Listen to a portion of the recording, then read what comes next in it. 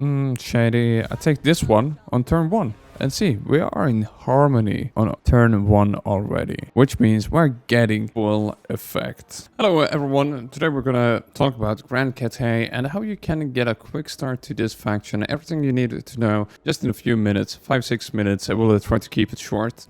And here's the backstory to the Ying and Yang. We need to be in harmony. We're playing it as a Chinese faction and what it really means. You will also be able to send caravans, you know, like the Silk Road from history. That's some of the basics understanding. Yin Yang, Silk Road, everything has to be in harmony. That's in a have that behind your ear before we start, and you will be just fine. But we're going to talk about a little bit of troop management, so you don't want to lose the harmony a bit, because then your troops are getting way weaker. But I will get you a small introduction, what to think about when you're building in your settlement, and what you should develop in the technology tree, and what to think about when you're recruiting heroes. So yeah, let's jump into the guide and get started. So first, we're up here. Predicted income, nothing special, but here we're getting so many good effects if we are in harmony. At the moment, you see the current balance, Yin 3, and we have a Lord character that gives +3 Yin. And here it says events in harmony.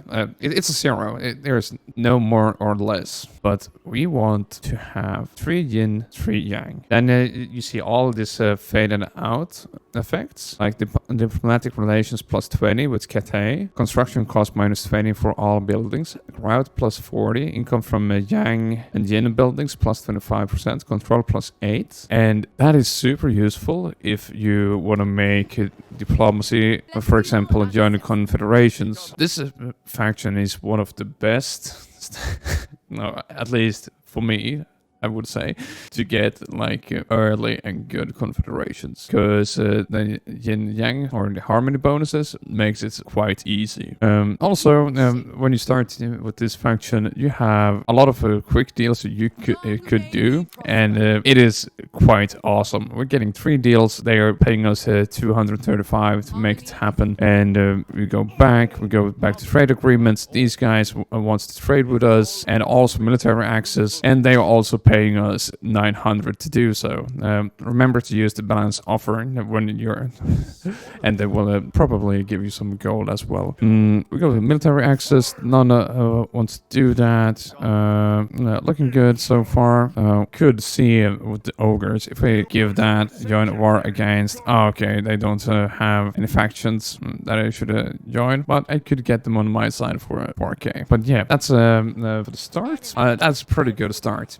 But now let's go to your settlement. Here we go. See, here we have harmony +1 Yin, harmony +1 Yang. So depending on what you are constructing in your settlements, you will contribute to harmony or disharmony. And if Yin is dominant, you see here income from Yin buildings -5%, but if it's Yang, it will be the same. There will always be a drawback if we're not in harmony.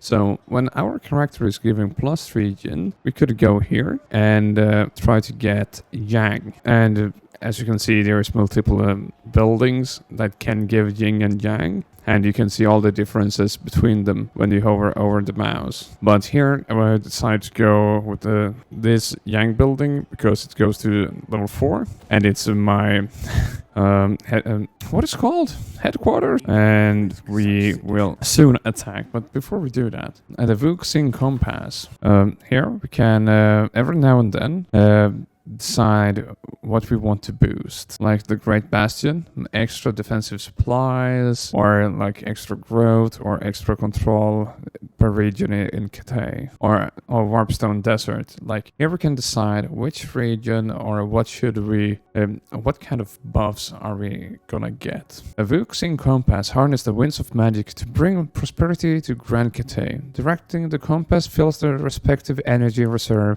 The greater the energy reserve, the larger the benefits are. However, the energy reserve of all directions will decay over time. So this will always live. So depending on what you need right now, every now and then, you will be able to boost one of these 4.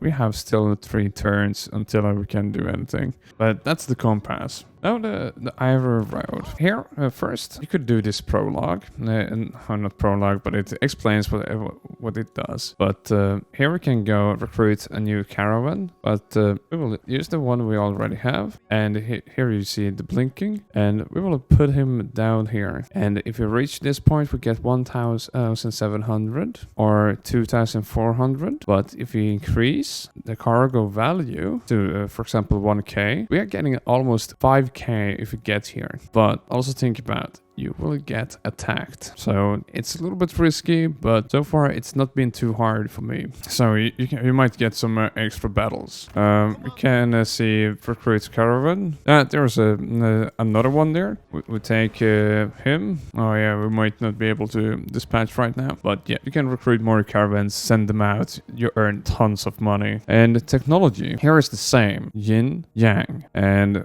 right now, we have 3 yin and we need to get to 2 yan. So we're building 1 building, and now we're going for this technology, and we could also recruit a lord. But here you see harmony plus 3 yin, yin, yang. So when you recruit these lords, you have to check how much in a balance are you going further into imbalance, or are you going closer to balance. So that's something to think about. So here you can also check between these 2, yin, yang. So that's also something you could think about. Like right now we're in imbalance, but it could be so shady. I take this one on turn 1. And see, we are in harmony on turn 1 already, which means we're getting full effect. But now what we have also done is we're building a building that will give us yang, and in the 4 turns we will get even more yang. So now when we take over this city, we have to get more yin as well, because before recruiting the lord, we did try to get closer to 3 yin. So we built 2 yang.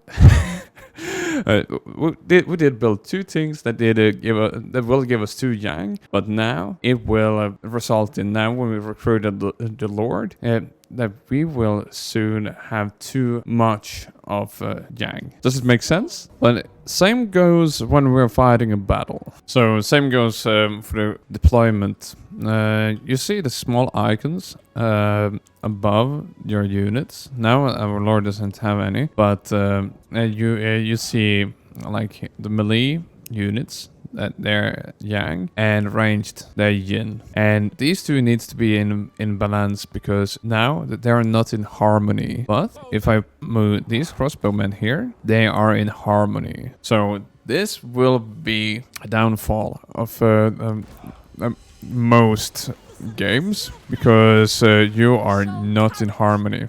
Oh yeah, we also want those closer. And now, so we will see we're getting in harmony. There we go.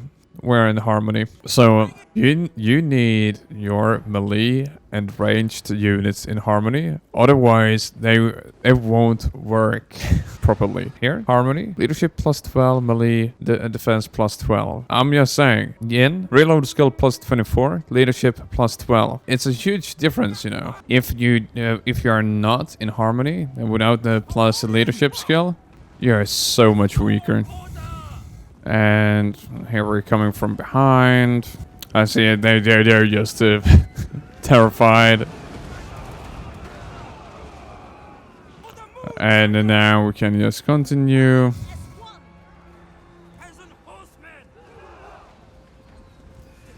Oh shit! Did we get some friendly fire there? Oh yeah, I think that horse did just get toasted by my own cannon.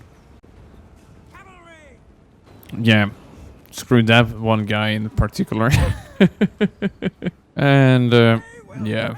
And there we go again. And yes, now you see we have lost all our buffs. And we can end the battle. End battle. So that was like a brief showcase how important it has to be in Harmony. Well, we was way stronger force in here.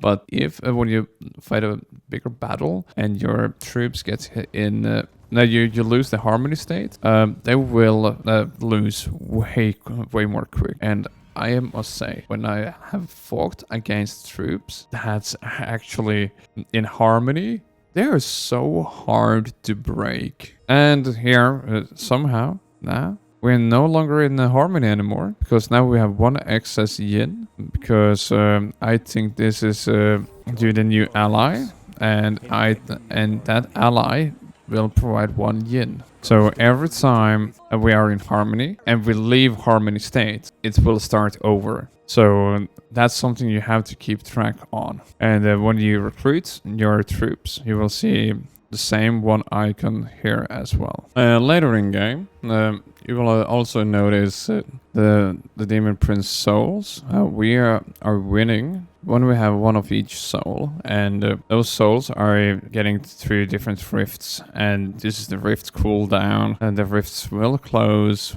within like 8 turns, and the rifts are also displayed on the map here, and here we can see them as well. The Great Bastion threat is also analogous to the Chinese wall, or the Great Wall of China. So every now and then there will be someone trying to break our gates. Here is the gates. I'm not controlling them, but here you can see, and every now and then they will get attacked. And it's the Kurgan Warband threat level is now 48%, but it increased by 8% every turn. And soon they will try to attack. And here you can also see when you have settlements, you can switch between outposts. There's someone we have a Cathayan outpost here, so we can have allied recruitment. But here you will also see the small signs of Ying and Yang. And the province effects can have minus corruption, campaign movement, but also income from trade plus 5%, recruitment cost minus 5%, local recruitment capacity plus 1, research rate plus 7, control plus 4%. So these are really cool and useful. And the skill tree or technology tree is huge. So yeah, that's my quick dip into the Grand Cathay. There is so much more to learn, but I try to keep it short and brief so you can get yourself started. Thank you so much for watching, and if you want more, be sure to like the video so I know that I should create more content like this. And even better, if you also leave a comment what my next topic should be about. And yeah, be sure to subscribe to the channel for more beginner guides for all the games. A lot of strategy like Crusader Kings, Total War, but many more as well. Thank you, and see you in my next video.